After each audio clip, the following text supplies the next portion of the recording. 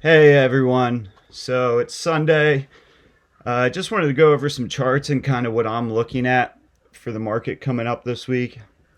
Um, I did this all before because I'm learning how to use Moomoo because I usually use my phone for charting and my laptop's a little slow. So I took some screenshots of what I was looking at. So starting off with SMCI here, and this is on the 5 minute chart. And I drew this trend line to kind of show you this uptrend I see, and what I'm looking for is for us to come down to about here, which is right around 1100 again. I'm hoping next week. So I think we might come down a little before we continue back up. So if we come down, but we are on the 200 there.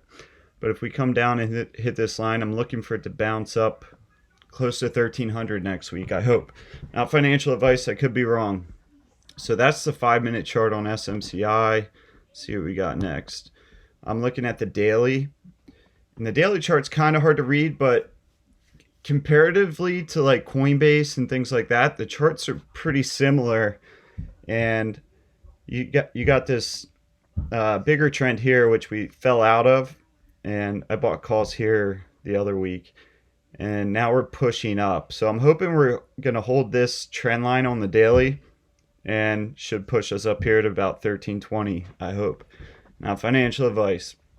So that's SMCI. And then I got SPY here. So this is a SPY 5 minute chart. And as you can see, we're still holding this longer upper bull trend line. Now, the thing I really don't want to see is us lose this bottom line. We got some Fed data and stuff next week, so just something to watch. That's what I'm going to be keeping an eye on. And you got this upper channel, this channel here. So for what I got, I think SPY could come down here and touch 508, and I'll show you that in a second. So I'm thinking that might happen Monday. But after hopefully we bounce off this trend again and bounce back up, which I'll show you on the daily here. Oh wait, that's the 5 minute. Oh, I just zoomed in. So you got this shorter trend line and this longer trend line down here. So technically it could bounce all the way down to this level, which is around 509, 508. And then I'm hoping we push up above the 518, which is an all-time high. And I got a daily chart here too. So you see on the daily how we're kind of just like walking up this trend line. And whenever I see patterns like this, I like it. And we had a pretty red day Friday. Not too crazy, but... And look what happened. Here's the candle. So what I'm thinking is this is about 508 right here. I mean, we could just push up here and break out, hopefully. But if we pull back down to like 508, I think there's good opportunity there for entering long positions on calls. So that's the daily. And then here's SPY again. So yeah, I marked this level off 508. So that's where I'm looking for, like, hopefully the temporary bottom from the pullback, but we'll see what happens. Let's see. And then I got the NASDAQ here. This is the NASDAQ 5 minute. See everything's still in this like bullish channel, just up and to the right. So NASDAQ could come down here, touch that trend line, and then let's show you this. And here's the daily on the NASDAQ, and you see how it's similar to SPY, just following up this trend, bouncing off that line, and hopefully continuing up. Let me just see if I had, yeah, I have another NASDAQ chart. I want to show you where I think NASDAQ's going to go. So here's the channel.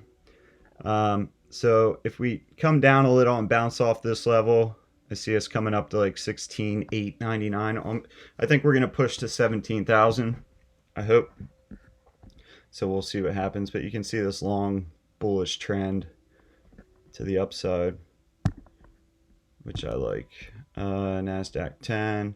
Oh, here's another 5 minute where you can see now sometimes they scare you and they take out this bottom level and then just look at this gap up, giant rip back up. So they're making it really scary when they do pullbacks because it's like, oh no, is it over? Is the bull run over? And then what I've been doing every time stuff pulls back, I'm buying dips. And a lot of times I'm too early, which I'll show you on Tesla.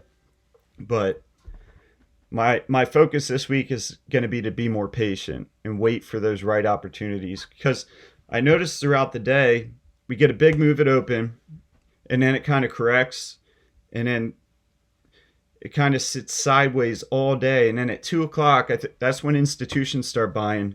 We get moves, so it's so hard for me to stay out until 2. But every time I get in right away, I'm like, oh, it could happen and I don't want to miss it, so I get in. And then the whole day I'm like, man, that's where I could have bought. Oh man, that's where I could have bought. Could have got some big discounts. So this week I'm going to try to focus on being more patient, because you know what they say, fools rush in. All right, so that's NASDAQ. I'm going to show you Tesla here. So I had this drawn out on my phone. My trend line's a little bit better. This top line could technically be up here, but I'll show you when I was getting calls. I started buying calls right here because I was expecting this trend. Oops, if you can see this here. I thought that was going to hold, and look, we lost it. And we're coming down. So technically on Tesla, we could hit 165 before we go back up. But I'm hoping this is setting up to like kind of over here, and it rips up.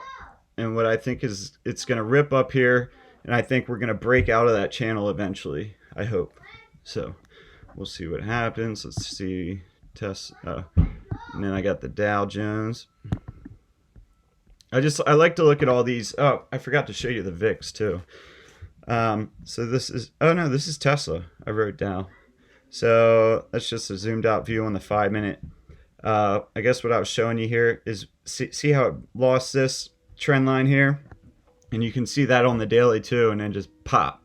But we're setting up here, and this is what I like to see, and how I normally see bottoms is we hit a low here, fight back. We usually go back up to the 200 and the 50, tap that, come back down, base again, pop back up, come back down, base again.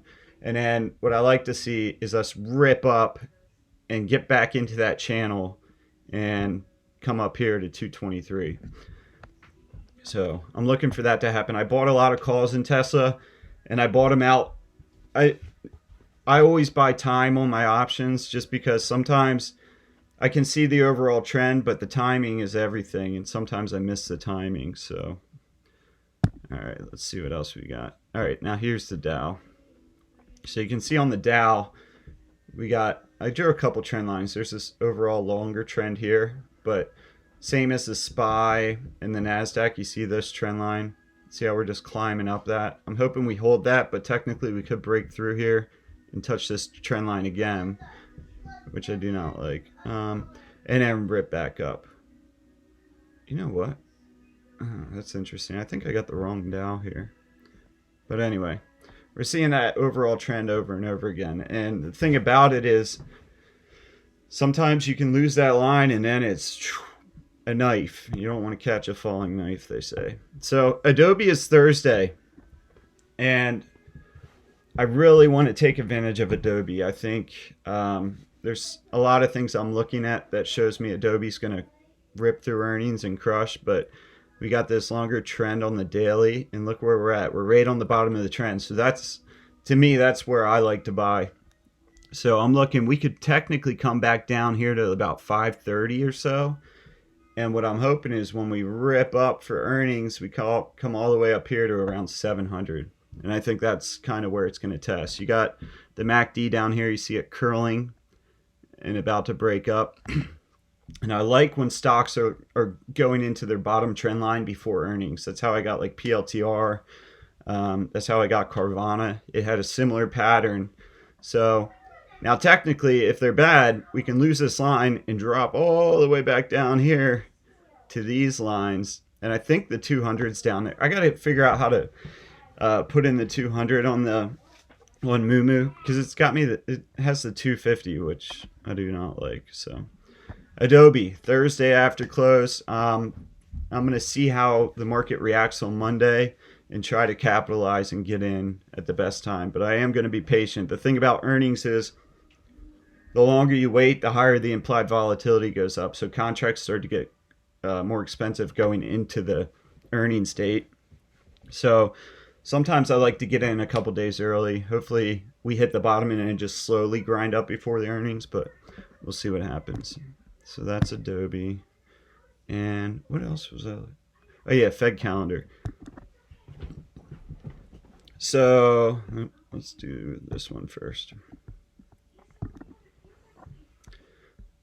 So Fed calendar, Monday we got nothing scheduled for the Fed. I always look at the Fed and see what's happening with them because they really can move markets. So Tuesday we got CPI, which is big at 8:30. CPI year over year, and with a monthly federal budget at 2, which I don't know if that moves markets that much unless it's like a real shock. But I'm thinking CPI is going to be good, and we're going to get a push from that. And it's on Tuesday, which I like because the past 3 weeks, which past does not dictate the future, but the past 3 weeks, it's like Monday, we rip up, stay sideways. Tuesday, we usually dip, and then Wednesday and Thursday, we're running, I hope. But it could change. We'll see. And then what do we got the rest of the week? We got Thursday, U.S. retail sales, core PPI, jobless claims, and then Friday, Empire State Manufacturing Import Price Index, which, and Friday's triple witching or quad witching, which what I'm hoping to do and what I should have done Friday, I said I was going to do it. It seems like the market rips up on Friday first thing, and then at about 10:20, 10:30, you get a huge move down or sideways. So I got to see how the market plays out to figure out how I'm going to play everything. I want to show you one thing quick. And a lot of times on the weekends, I like to just look at Wall Street bets and get an idea. There's some good information in Wall Street bets. I read the comments and it's entertaining and stuff, but you can learn a lot if you're looking for lessons, seeing people lose, seeing people win, seeing how they did it, seeing what they're playing. Sometimes I get ideas for stocks that I wasn't really thinking of. For example, TSM. So TSM is Taiwan Semiconductors. So I'm kind of, and their chart looks good because, let me see, TSM. I was looking, okay, so the daily, so we're up pretty good, but I'd expect this top trend, we're going to keep going here, I think. So that one looks like an interesting one for a pullback because I think we might pull back first on Monday. I'm hoping so I can get some discounts, but I might be looking at entering TSM because the options are pretty cheap, and if Nvidia and SMCI do what I think they're going to do and continue to rip to new highs, TSM should follow. The other thing is crypto looks good right now. Might see how slow it is. I should have done this before and screenshotted it, but maybe gets slow on here. All right, so the other thing I just wanted to show you quick is, so I always like to see what institutions are doing and insiders in the company. So this is how I kind of gauge what I think the earnings report's going to be. So let's go over here to institutional holdings. Oops, I clicked the wrong thing. Ah, come on. I need to get a new computer, get one that doesn't stall like this. All right, so you can see 21 million shares increase from institutions, almost 19 decrease, which that's a little, I like the spread to be a lot further. But I always like to see what BlackRock and Vanguard are doing, and State Street. And as you can see, they added to their positions, which I do like. Decreased. So you got some banks are getting out of it. But I think Adobe, I mean, they're a powerhouse. And with AI ripping like it is, and they're kind of down in comparison to the rest of the AI companies, I like that. It looks good to me. Let me do this. And then I always check a couple different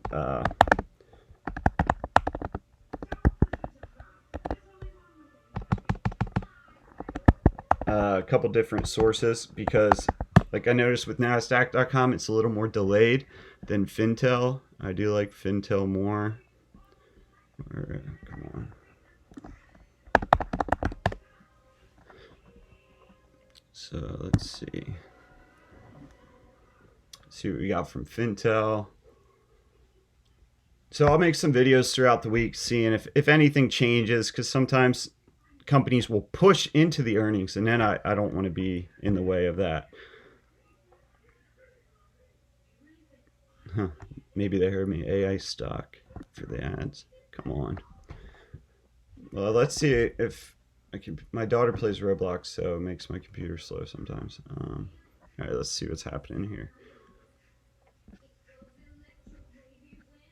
So Vanguard went from 39,400,000 to 40,260,000. BlackRock went from 36.9 to 37.9, and then FMR LLC. Oh, I want to show you one thing quick here. So SMCI, this is one of the reasons why I liked it so much on all those pullbacks, because if you come down here and you look at the ownership, so you can see Super Micro Computer increased their position. So I went back to the date that they created this filing, and the price was $880, and we were sitting at like 700. So I was like, well, they bought at 880, so they're not going to buy if it's going to drop. So I like that. The only thing is Vanguard did decrease, BlackRock increased. So I like when both of them are both increasing. But so that's that. Hope you guys are having a great weekend. Just wanted to make a quick video going through why I'm still bullish. And I'm thinking pullbacks are still opportunities until they're not. So I hope we capitalize next week. Rule number 1, don't lose money. Rule number 2, don't forget rule number 1. And we crush it next week and do better than we did the last week. That's the goal. Just continue to improve, find lessons that can help you, and go from there. This is not financial advice. I could be completely wrong about everything I'm saying, but just want to make that video for you guys for the weekend. I like to study all weekend, so if anything changes, I'll make a video in the morning talking about where I'm at. I like to see what pre-market does, so we'll see. Have a great weekend, guys. Thank you for subscribing. I appreciate it, and we'll talk to you soon.